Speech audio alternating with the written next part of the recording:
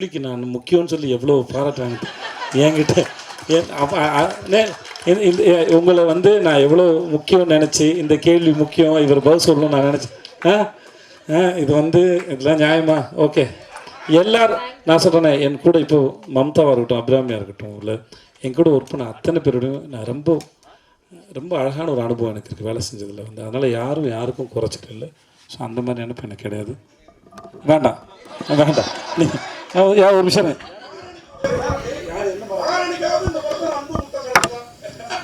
Sir, அது correct. இதுக்கு வந்து 50வது படம். ஒரு 5 மகாராணிகளாவது மகாராஜுக்கு இருக்கணும்ல. எனக்கு அது கொஞ்சம் வருத்தமாக இருந்தது. மகாராஜானா மகாராணியோடு தான் இருக்கும்னு நினச்சேன். அப்போ நாட்டை யார் தான் ஆள்றது? அந்த புறமே கதின்னு ஆகிடாதா? இல்லை, மகாராஜாக்கள் அப்படி தானே இருந்தாங்க. எல்லா மகாராஜா அப்படி இருந்துக்கு வாய்ப்பு இல்லை இல்லைன்னு. ரைட்டு.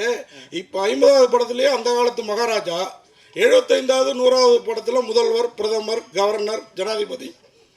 அதாவது மகாராஜ் கீழே தான் பதவி. நீங்கள் சொல்கிறது வந்து அது கீழே போயிடுதுல இல்லையா? இல்லை, இந்த காலத்துக்கு அண்ணே மகாராஜாங்கிறது அப்படி யோசிச்சு வைக்கல. எனக்கு இந்த படத்தை மகாராஜான் வச்சதே வந்து ஒரு சாமானிய அவன் முடித்திருத்தும் தொழிலாளி, அவனுக்கு மகாராஜான் பேர் வச்சு அவனை அந்த சீட்டை சிம்மாசனம் ஆக்கினது இருக்குல்ல, அது நான் ரொம்ப ரசிக்கிறேன். ஸோ அதனால் டைட்டில் வந்து 50வது படம் அப்படி இருக்குன்னு நினச்சி வைக்கவே இல்லை. அது அமைஞ்சு போச்சு. தயாரிப்பாளரும் சுதன் சார் இருக்குன்னு நாங்கள் நினைக்கல, இயக்குனர் இருக்குன்னு நினைக்கல, அது அமைஞ்சு போச்சு. ஸோ அது வந்து ஒரு இதுவாகிடுச்சுன்னு வச்சுக்கோங்க. இந்த மகாராஜா டைட்டில் ஓகே, ஸ்ட்ராங்காக எதாக வேணும்னு ஃபிக்ஸ் பண்ணுறது எங்கள் ப்ரொடியூசர். ஒரு ரேண்டமாக எழுதும்போது மகாராஜான்னு சொல்லும்போது இது வச்சுக்கலான்னு சொன்னார். இல்லை யோசிக்கலான்னு ஒரு 3 இல்லை இதுதான் வேணும் அப்படின்னு சொல்லி ஸ்ட்ராங்காக இது பண்ணது எங்கள் ப்ரொடியூசர் சுதன் சார். பிரேயச்சத்தன் சார் தேடுறீங்களோ? மேடையில் ஒரு மாதிரி சொன்னீங்க, ஃபோன் எடுக்க மாட்டேங்கிறாருன்ட்டு. அவர் அதே மறுத்து பேசுகிறேன். அவர் ஃபோன் எடுக்கலைங்கிறது உண்மை தான். அவர் காசு கொடுத்து படம் எடுக்க சொன்னாருங்கிறது உண்மை தான். எல்லாம் உண்மையும் சொல்லிட்டாப்புல.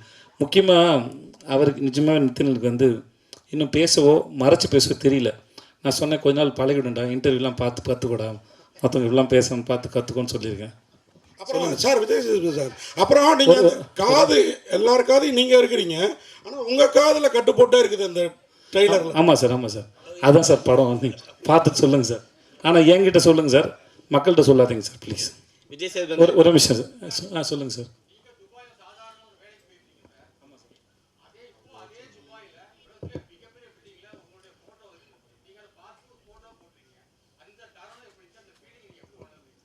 நான் இப்போ நான் துபாயில் எல்லா இன்டர்வியூலையும் சொன்னேன், நம்ம மக்கள்கிட்டையும் அதை பகிர்ந்துக்கல, சந்தோஷம்தான் சார். முதல்ல இதை நான் சொல்லி சலிச்சு போன கதையாக இருந்தாலும் கேட்குறதுக்கு ஒரு சுவாரஸ்யம் இருக்குன்னு நினைக்கிறேன் சார். இங்கே ஒரு கம்பெனியில் அக்கௌண்டண்ட்டாக வேலை பார்த்துருந்தேன் சார். அது பேர் GKS enterprises, cement company sir. மாதம் 3500 சம்பளம் சார். இன்னொரு ஃப்ரெண்டு சொல்லி ஹீரோ ஸ்டார்னு ஒரு கம்பெனி இருக்குது, அங்கே துபாயில் வேலை கேட்குறாங்க, அங்கே 12,000 சம்பளம்னு சொன்னாங்க, 1000 திர்ஹாம் சேலரி. என்கிட்ட அப்போ பாஸ்போர்ட் இல்லை. நான் வந்து பாஸ்போர்ட் எடுக்கிறதுக்காக அப்ளை பண்ணியிருந்தேன். டைம் ஆகிடும், எனக்கு சீக்கிரம் போகணும், 10 நாளில் ஊருக்கு போகணுன்னு சொல்லிட்டாங்க சார். அப்போ வந்து நானே என்னோடய degree certificate, ration card, contract certificate எல்லாத்தையும் எடுத்துகிட்டு நேராக கமிஷன் ஆஃபீஸ் போய்ட்டேன். அங்கே ஒரு நல்ல மனுஷன் இருந்தார். எனக்கு யாரையும் எதிர்பார்க்கல. ஏன்னா ஏரியாவில் கவுன்சிலர் பார்க்கணும்னு சொன்னாங்க, காசு கொடுக்கணும்னு சொன்னாங்க. கையில் சுத்தமாக காசு கிடையாது, எனக்கு எதுவும் தெரியாது. அப்போ நான் இருந்த ஏரியா ஓகே. அப்போது நான் நேராக எதுக்கு எனக்கு யாரும் தெரியாதும்போது நான் நேராக கமிஷன் ஆஃபீஸ் போயிட்டேன். அங்கே போய் இந்த டிபார்ட்மெண்ட் கேட்டு உள்ளே இருந்தது ஒரு நல்ல மனுஷன் இருந்தார். அவர்கிட்ட இதெல்லாம் காமிச்சு, சார் குடும்ப சூழல்னால நான் வேலைக்கு போகிறேன், எனக்கு இந்த மாதிரி கேட்குறாங்க சார், சீக்கிரம் போனோம் சார்னு. நல்ல நேரம் அவர் எடுத்தார். அந்த பாஸ்போர்ட் அப்ளிகேஷன் இவ்வளோ வந்திருந்தது சார். அதை எடுத்து என்னோடய அப்ளிகேஷன் எடுத்து, தம்பி நீங்கள் நாளைக்கு காலைல போயிடுங்க உங்கள் ஏரியா போலீஸ் ஸ்டேஷனுக்கு. ஏரியா போலீஸ் ஸ்டேஷன் போனேன். அவர் வந்து என்னை கேட்டார், உங்களுக்கு கமிஷன் ஆஃபீஸில் ஆள் தெரியுமான்னு. எனக்கு யாரும் தெரியாது. ஆனால் எனக்காக அவர் சொல்லியிருக்காரு. பாஸ்போர்ட் கிடச்சிது, வாங்கிட்டு ஊருக்கு போனேன். ஒரு கவர் கொடுத்துருந்தாங்க. அந்த கவரை பார்த்து பட்டேல்னு ஒரு தாத்தா வருவார், அவர் கூட்டிகிட்டு போகிறேன்னு சொல்லிட்டாங்க. அவருக்கு 75 வயசு, எனக்கு 20 வயசு. அப்போது அவர் வந்து என்ன 21 வயசு எனக்கு. அவர் வந்தார், விஜய் அப்படின்னாப்புல கூப்பிட்டு போனால். வெளியே வந்தால் பாலைவனத்தில் மழை பெய்யுது. நம்ம துபாயில் பெரிய ஆளாக போகிறோம்டா அப்படின்னு நினச்ச கனவுகளோடு நான் போகிறேன். அங்கேருந்து ஒரு 15-20 நிமிஷம் என்னோடய ரூமு. ஒரு 6க்கு 3 பெட் ஒன்று கொடுத்தாங்க. அப்புறம் முடித்தோடனே என்னை நேராக கோயிலுக்கு கூப்பிட்டு போனாங்க. சரி, கோயிலுக்கும் போயிட்டோம், கன்ஃபார்ம் ஆகிடுச்சு. நான் பெரிய ஆள் ஆகிறதுன்னு சொல்லிட்டு சாமியை பார்த்து அப்புறமா என்னோடய ஆஃபீஸ் போனேன், முதலாளியை பார்த்தேன். ஸோ இப்படி அப்புறம் ஆனால் நான் நினச்ச அளவுக்கு வாழ்க்கை மாறல. அது ஓரளவுக்கு குடும்ப வறுமைக்கு சூழலுக்கு அது வசதியாக இருந்தது. நான் சம்பாரித்து பணம் மாதம் 10,000 அனுப்பிச்சிட்டு இருந்தேன் நான். ஆனால் அங்கே சுற்றின இல்லை. இப்போ நான் போகும்போது 3 வருஷமும் படித்து முடித்தோடனே குடும்பம் என் மேலே கொண்டு வரணும்னு நினைக்கிறேன். அந்த கனவுகளோட இளமையாக இருந்த காலம் இருக்குல்ல, கனவு வந்து டெண்டராக இருக்கும். 20 வயசு எல்லாருக்கும் எதையா சாதிக்க மாட்டேன்னு ஒரு கனவு வந்து டெண்டராக இருக்கும். அதுதான் ரொம்ப ஆழமாக இருக்கும், ஏக்கம் அதிகமாக இருக்கும். அந்த சமயத்தில் நான் சுற்றின தெருக்கள் வந்து துபாயோட தெருக்கள். அங்கே தான் சுற்றிருக்கேன், அங்கே தான் ஏங்கியிருக்கேன். எதையாவது பண்ண மாட்டோமான்னு ஏங்கியிருக்கேன். ஒரு ஆப்கானிஸ்தான் போகிறதுக்கு ஒரு செக்கோஸ்லோவாக்கியா கம்பெனியோட போய் இன்டர்வியூ அட்டன் பண்ணி ஃபஸ்ட் ஒன் செலக்ட் ஆகிட்டேன். அன்றைக்கி எனக்கு சம்பளம் தரதா சொன்னது 75,000 கிடச்சிருந்தா அங்கே தான் போயிருப்பேன் நான். என்னோட அதிகம் படித்தவங்களுக்கு அடுத்த ரவுண்டில் நான் ஃபெயிலியர் ஆகிட்டேன், எனக்கு அது கிடைக்கல. ஸோ இப்போ அதுக்கப்புறம் திரும்பி வந்து பல வருஷம் கழித்து அந்த இடத்துல இப்படி பார்க்கும்போது நான் அதை எதையுமே பார்க்கல. நான் அங்கே ஏக்கத்தோடு சுற்றின அங்கே ஒரு வெண்டிங் மிஷின் இருக்கும். அந்த காசு போட்டால் தம்ஸ்அப் அந்த கூல்ட்ரிங்க்ஸ் வரலாம், அது வெண்டிங் மிஷின் இருக்கும்.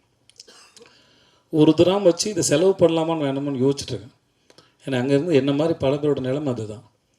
ஏன்னா காசு இஷ்டத்துக்கு செலவு பண்ணிங்கன்னா வீட்டுக்கு பணம் அனுப்ப முடியாது, கொண்டாட்டம்லாம் முடியாது. அங்கே வியாழக்கிழமை ஆனால் எல்லோரும் ஒன்று கூடுவோம், ஒன்றா சமைச்சு பிரியாணி இறங்கி சமைச்சு சாப்பிட்டுட்டு அப்புறம் துணியெல்லாம் துவைச்சி காய போட்டுட்டு சாயந்தரம் ஆனால் அங்கே கிரிக் இருக்கும்.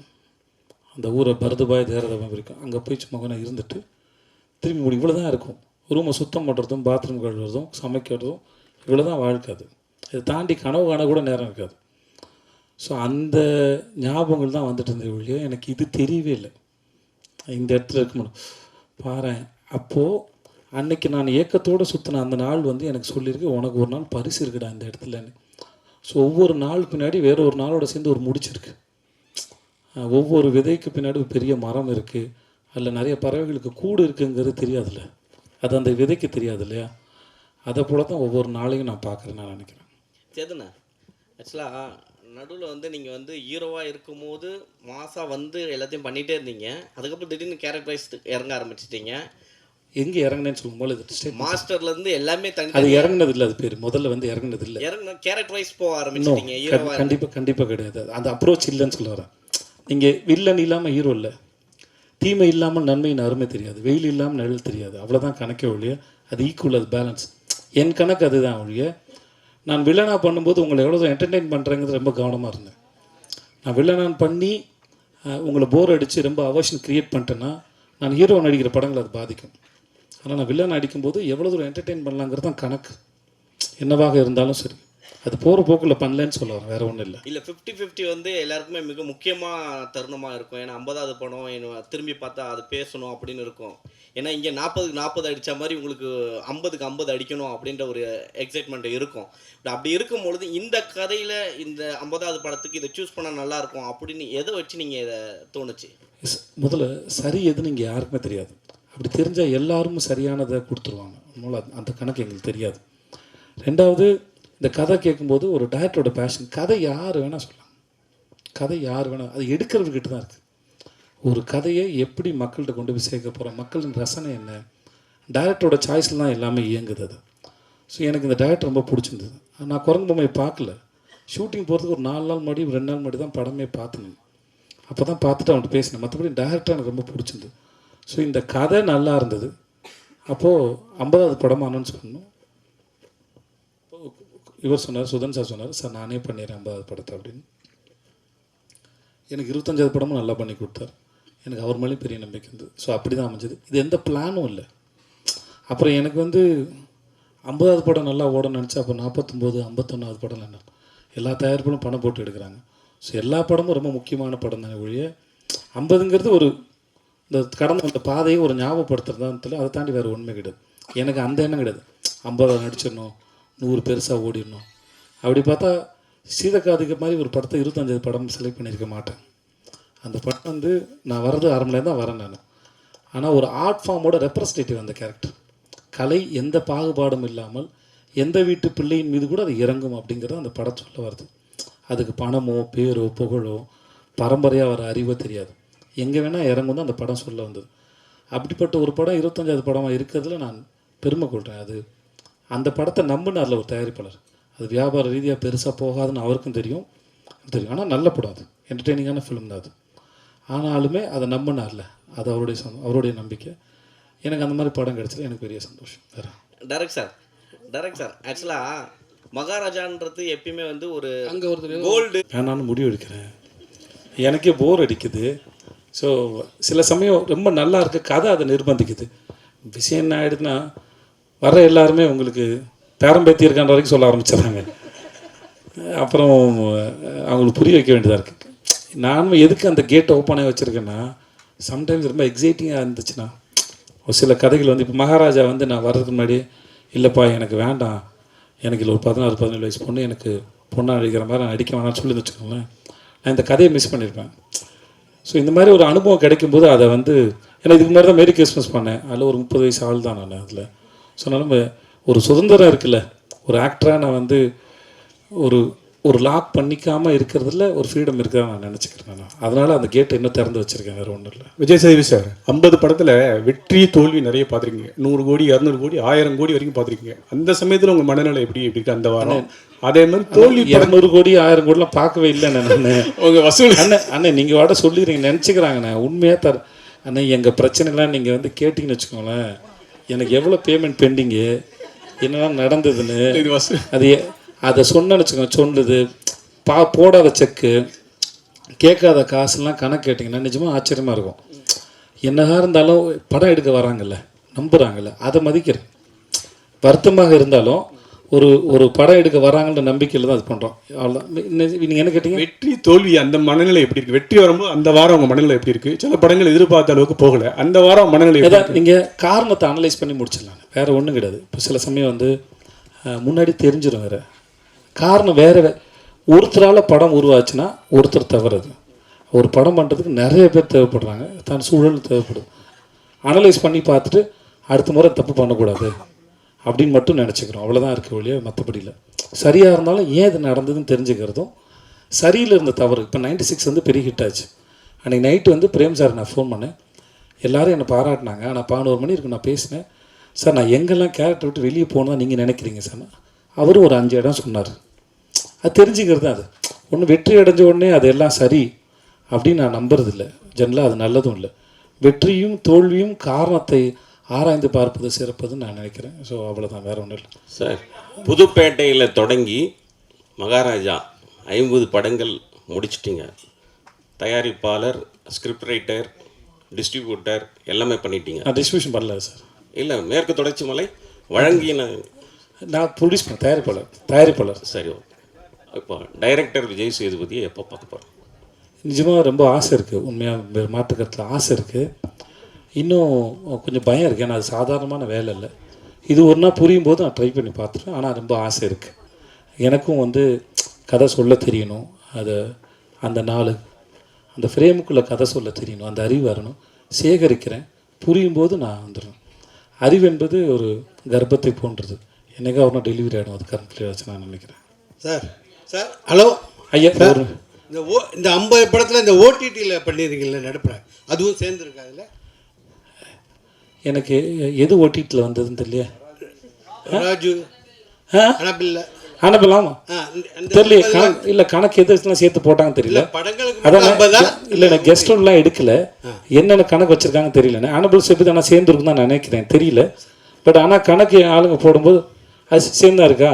ஆமாம், சில கெஸ்ட் ரோல்லாம் சேர்க்கல நாங்கள். ஓகே ஓகே, இந்த ஒரு நிமிஷம்.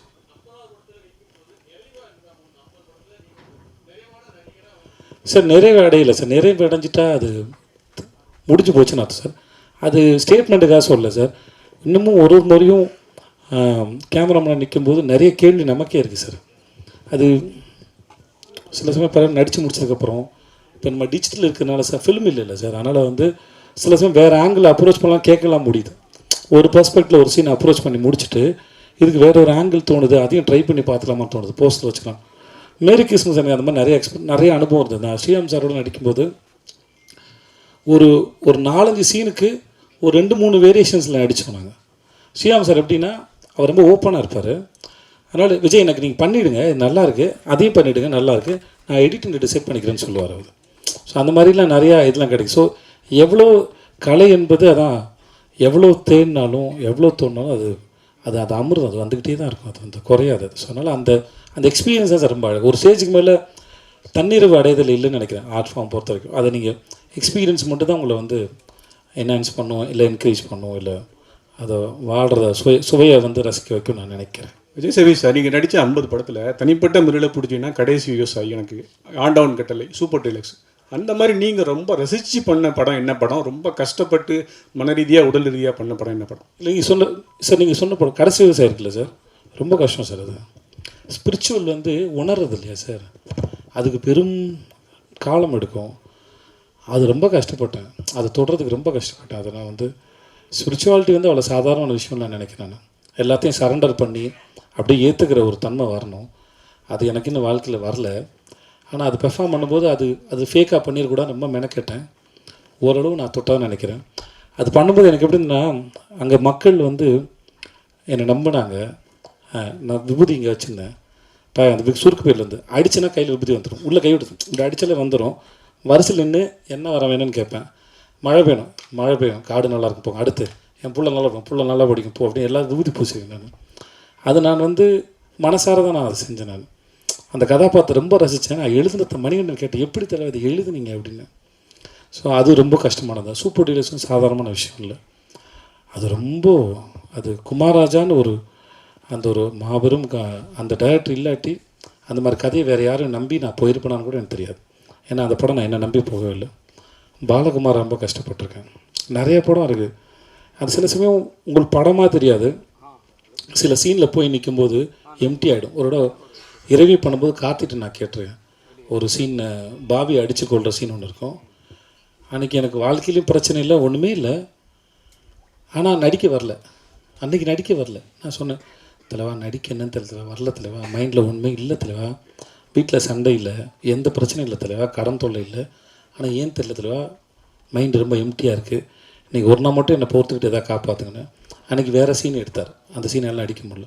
ஸோ இந்த மாதிரி ஒரு படம்னு இல்லை, ஒரு கேரக்டர்னு இல்லை, சில சமயம் ரொம்ப சாதாரணமான விஷயம். கூத்துப்பாட்டில் முதல்ல போகும்போது நீங்கள் நடிகரான்னு உங்களை அப்சர்வ் பண்ணுறது செக் பண்ண பண்ணுவாங்கன்னா எஞ்சி போய் அந்த சுவிட்சு போடுங்கன்னு சொல்லுவாங்க. சாதாரணமாக சுவிட்சு போட்டு போயிடும்ல, 10 பேர் முன்னாடி உட்காந்துக்கும் எஞ்சி சுவிட்சு போடும்போது ரொம்ப கான்சியஸ் ஆகிடும். அதுவே நடிப்பு தான் சொல்லப்படுது. ஸோ நடிப்புங்கிறது மிக அற்புதமான காட்சியோ கஷ்டமான காட்சியோ அழுது நடிக்கிறோம்ல, எல்லாமே அதுக்குள்ளே பொருந்தும், அந்த நிலையில் உட்கார தான் பொருந்தும். ஸோ அப்படி எல்லாத்தையும் சாதாரணமாக எடுத்துக்க முடியல. இப்போ இந்த படத்துலேயே சில காட்சிகள்லாம் இருக்குது, நான் ரொம்ப கஷ்டப்பட்டேன். இப்போ நீங்கள் கல் தூக்கி போடுறது பார்த்தீங்களா, ஒரு கடைசியில் ஒன்று பார்த்தீங்களா, அதில் நீங்கள் படம் பார்க்கும்போது தெரியும், அவ்வளோ எக்ஸ்பிரஷன்ஸ், அதில் அவ்வளோ கணக்கு இருக்குது. நீங்கள் கதை பார்த்துட்டு வரும்போது அந்த இடத்துல உங்களுக்கு அத்தனை சேர்ந்து வந்துடணும், நான் அதை தொட்டுறணும் உங்களுக்கு. நான் அதை கொடுக்கலன்னா அந்த இடத்துல நான் என்ன முதல்ல ஏமாற்றிக்கிறேன்னு அர்த்தம். ஸோ அதனால் இப்படி எல்லாத்துக்கும் ஒரு கணக்கு இருக்குன்னு சொல்லுவார், வேறு ஒன்றும் இல்லை. விஜயண்ணா இங்கே ஹாய்ண்ணா.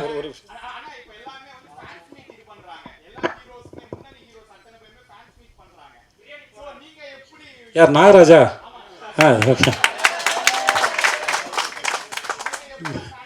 ஏண்டா இவ்வளோ ட்ரெய்லர் போட்டு இவ்வளோ பேசுகிறேன் இதுக்கு தம்பி. நான் முன்னாடியே பண்ணிகிட்டு இருந்துட்டேன், 2013, 14, 15 பண்ணிகிட்டு இருந்தேன் நினைக்கிறேன். அப்போது எனக்கு வந்து ஒரு ஸ்டேஜில் பயம் வந்துருச்சு, ரொம்ப தூரந்து வராங்க, யாருக்காவது அடி போட்டுரும் பயம் வந்துச்சு. அதனால் ஒரு ஸ்டேஜ் நிப்பாட்டிட்டேன் நான்.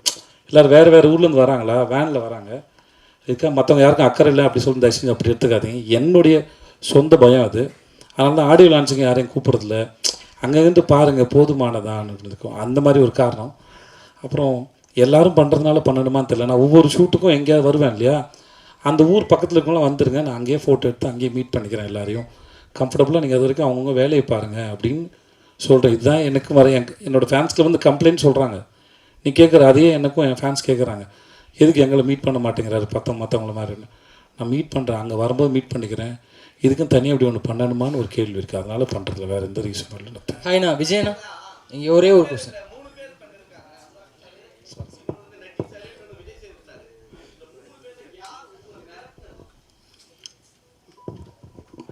இவர்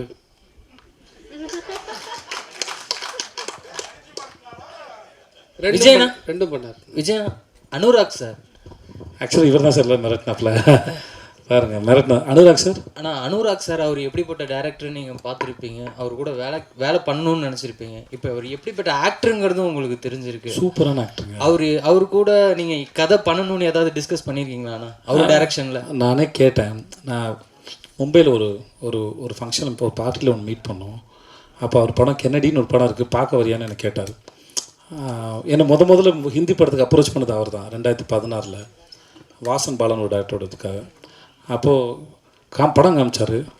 நானும் இன்னொரு ப்ரெஸ்ஸில் அவருக்கு ஒரு நண்பர் இருந்திருக்காரு, ரிப்போர்ட்டர், அவரும் நானும் தான் படம் பார்த்தோம். முடிச்சுட்டு 3 பேரும் பேசிட்டு இருந்தோம். அப்போ எனக்கு அந்த படத்தை பற்றின ஒப்பீனியன் சொன்னேன். அது அவருக்கு பிடிச்சிருந்தது. அந்த படத்தில் கான்ஸில் ஸ்க்ரீன் பண்ணும்போது எனக்கும் தேங்க்ஸ் கார்டு போட்டிருந்தார். இந்த படத்துக்கு நான் அப்ரோச் பண்ணோன்னே எனக்காக பண்ணி கொடுத்தாரு. கதை கேட்க முன்னாடி ஓகே சொல்லிட்டார் இல்லையா, எனக்காக பண்ணி கொடுத்தாரு. நடிச்சிட்டு இருக்கும்போது ஒரு சீனில் அவருக்கு ஷோல்டர் அடிபட்டு ஒரு மாதிரி அவ்வளோ பெருசாக நவத்த முடியல. அப்போது நாங்களாம் வருத்தப்படும் போது அவர் சொன்னார், நல்லவில் எனக்கு ஷோல்டர் இதுவாகி வலியாச்சு, அதனால் இந்த கை யூஸ் பண்ண முடியல, அது ஷாட்டுக்கு ரொம்ப நல்லா இருக்குனாரு. அவருடைய ஒரு டைரக்டர் இருந்தபோது மித்திலாம் கொஞ்சம் பயந்தான், கம்யூனிகேஷன் கேப் இருந்தது. எனக்கு ஓரளவு ஹிந்தி தெரிஞ்சனால பேசி நான் அந்த கொஞ்சம் உதவி பண்ணியிருந்தேன். ஆனால் ஒரு டைரக்டராக இருந்தாலும் அவரும் பெரிய டைரக்டரு, அவர் எக்ஸலண்ட்டான டைரக்டரு. அவருக்கு எப்படி சொல்கிறதுன்னு ஒரு நாள் தாங்கியிருப்பாடா, அவன் ஒரு நாள் தாங்கியிருப்பான். பட் ஆனால் ஒர்க் பண்ணும்போது அவர் அவ்வளோ ஸ்பேஸ் கொடுத்ததுனால இவன் நினச்சதை சொல்ல முடிஞ்சது. அவருடைய டெடிக்கேஷனும் ஒர்க் பண்ணதும் கடைசியில் நாங்கள் நினச்சிட்டோம் நல்லதாக போச்சு. ஐ திங்க் மம்தா சொன்னாங்க, நினைக்கிறேன் மம்தா அபிராமியும் சொன்னாங்க. இந்த படத்தில் எல்லா காஸ்டும் எல்லாருமே சரி, அனுராக் சாப்பிட்லேருந்து எல்லாருமே சரி, இந்த படத்துக்கு அமைஞ்ச ஒரு வரம் தான் அது. சில இந்த குத்துறேன்டா இல்லை நான் பேசுகிறேன் இல்லை. ஸோ இந்த படத்தில் நம்ம என்ன தான் தேடினாலும் சில சமயம் அமையிறது இருக்குல்ல, அது அமைஞ்சது. அது முழுக்க இவனுக்கே போய் சேருது தான், இவனுக்கு கிடைச்ச பாக்கியமாக தான் அதை நான் பார்க்குறேன். இந்த இயக்குனர் பேசுவார் இப்போது.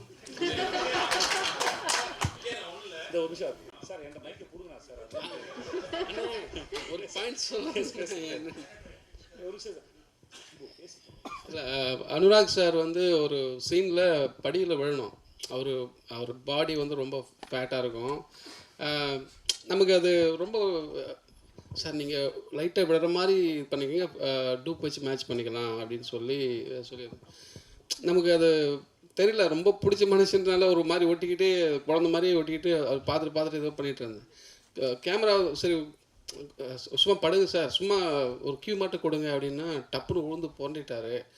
அது கேமரா தெரியாமல் நான் பாட்டு உள்ளே போயிட்டேன். அவர் பிடிச்சி திட்டாரு, அறிவு நீ டைரக்டர் அது என்னது அப்படின்னு சொல்லி திட்டிட்டு அப்புறம் கூப்பிட்டு வச்சு பாடம் எடுத்தார். இப்படி இருக்கணும், நீ பயப்படக்கூடாது, யார் என்ன இருந்தாலும் அப்படின்னு சொல்லி கிட்டத்தட்ட அதுக்கடுத்து ஒரு லென்த்தாக உருண்டிட்டு வரணும்.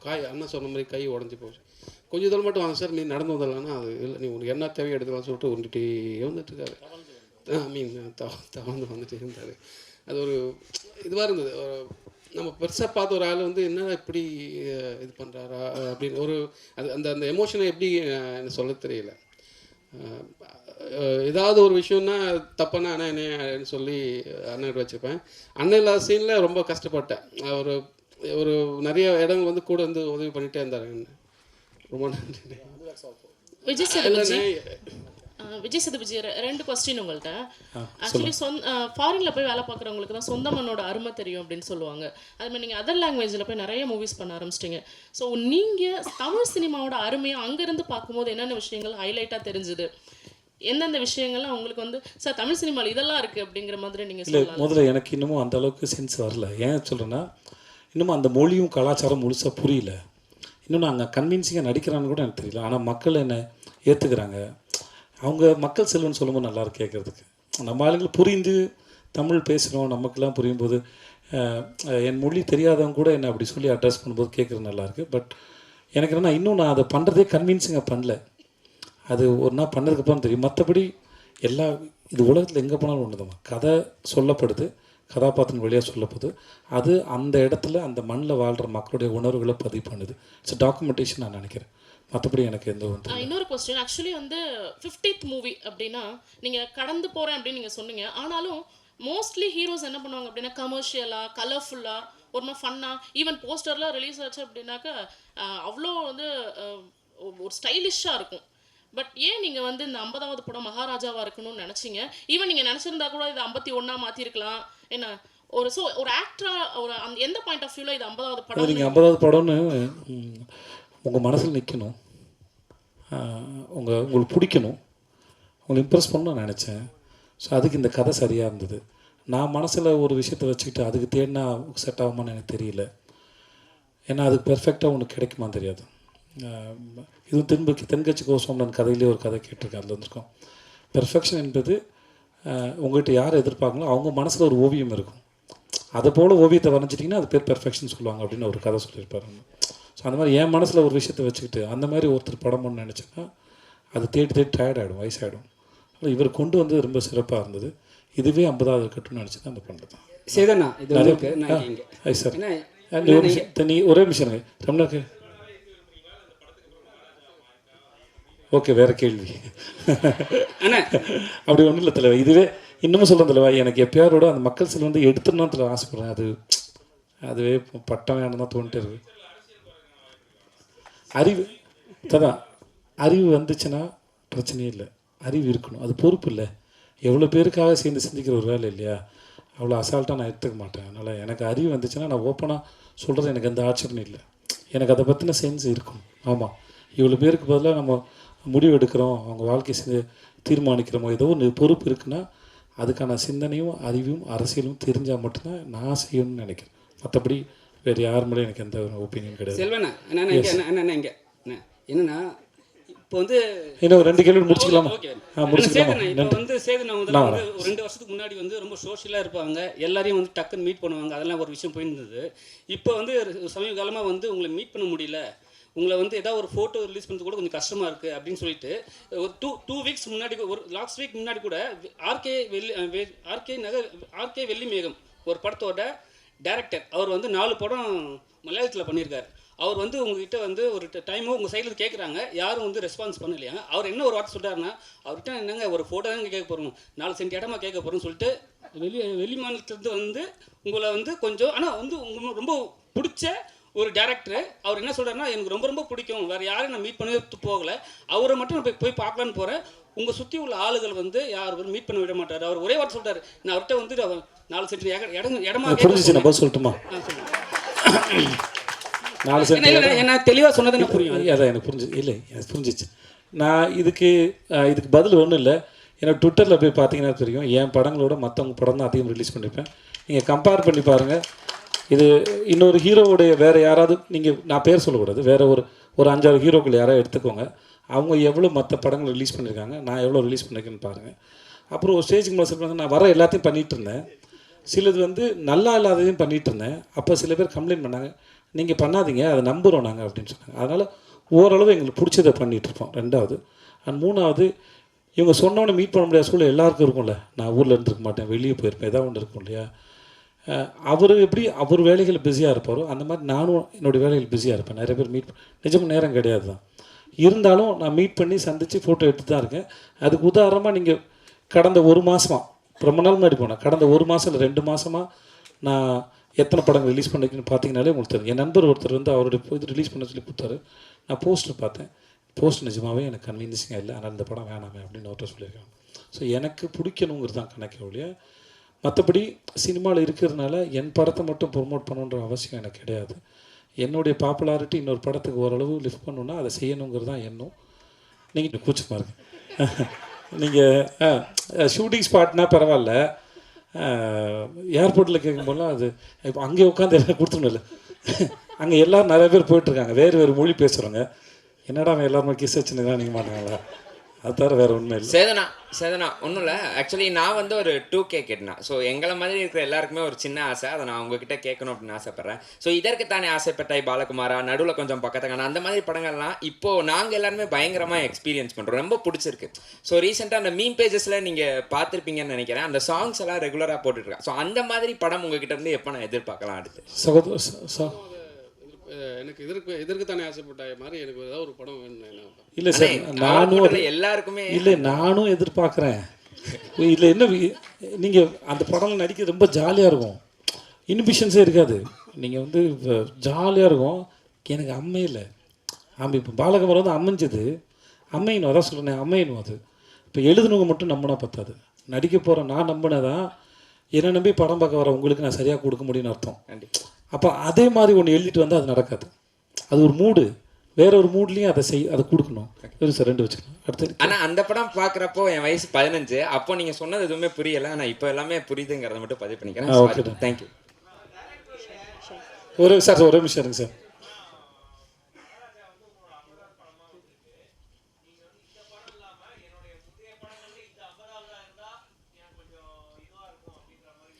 இல்லை அப்படி எதுவும் யோசிக்கல, நிஜமாக யோசிக்கல. எனக்கு அதாவது 50ங்கிறது உங்களுக்கு தான் ஜென்ரலாக நம்பர் தானே ஒழிய நானும் அதை பெருசாக கன்சிடர் பண்ணல.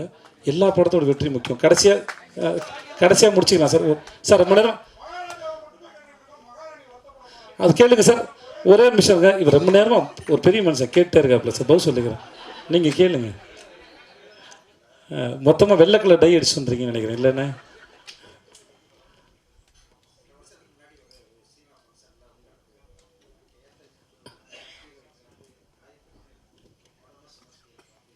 அப்படி சொல்லிக்க வாய்ப்பு இல்லை. இல்லை இதனால சொல்லிக்க மாட்டேன், அவங்கள ஒர்க் பண்ணுறது கம்ஃபர்டபுள்னு சொல்லியிருப்பேன். அது எப்படி சொல்ல முடியும் அவங்களும்?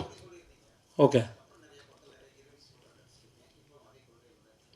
உங்கள் கேள்விக்கு நான் முக்கியம்னு சொல்லி எவ்வளோ பாராட்டுறாங்க என்கிட்ட. உங்களை வந்து நான் எவ்வளோ முக்கியம்னு நினச்சி இந்த கேள்வி முக்கியம், இவர் பதில் சொல்லணும்னு நான் நினச்சேன்.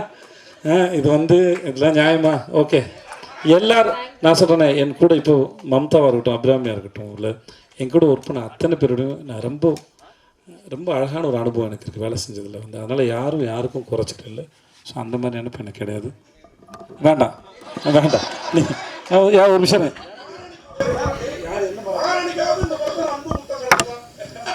சார், அது கரெக்டு. இதுக்கு வந்து இல்லை நீங்கள் படம் பாருங்கள், தெரியும் மகாராணி யார் இந்த படத்தில் உங்களுக்கு.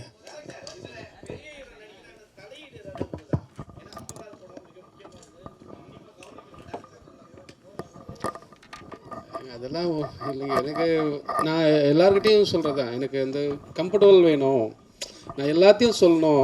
நான் இப்போது சேதனங்கிட்டலாம் என்ன வேணால் பேச சொல்லுவேன். ஆனால் இது பாருன்னு தெரில. நான் எனக்கு இந்த கொடுத்து வாங்குறது ரொம்ப பிடிக்கும். ஒரு இந்த மாதிரி சீனை வந்து சொல்லுவேன், அவர் அதை கேட்டுப்பார், அவர் ஒன்று கொடுப்பாரு, மறுபடியும் நான் அவர் கரெக்ட் 2 பேர் சேர்ந்து கொலாபரேட் பண்ணி ஒர்க் பண்ணுவோம். அது அப்படி தான். மற்றபடி எனக்கு எந்த சார் எனக்கு கொடுத்த பரிசு கொடுத்ததுக்கும் 50 படத்துக்கு என்னை பாராட்டு தெரிவித்த சங்கத்தை சேர்ந்த அத்தனை பேருக்கும் ரொம்ப நன்றி. வந்தவங்க எல்லாருக்கும் ரொம்ப ரொம்ப நன்றி sir. Thank you so much. Thank you. Bharatha sir இதுலேயும் இருக்கா சார்?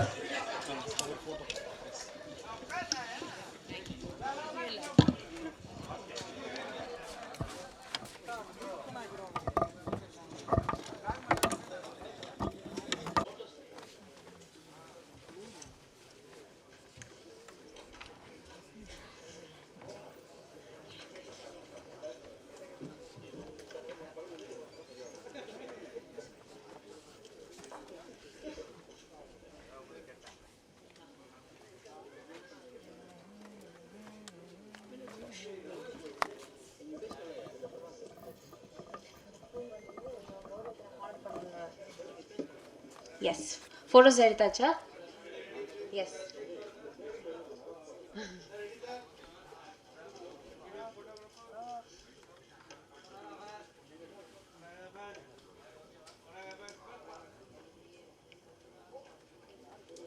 யா, வீடியோக்கு அப்படியே நின்றுடலாம் sir. Videographers are we ready?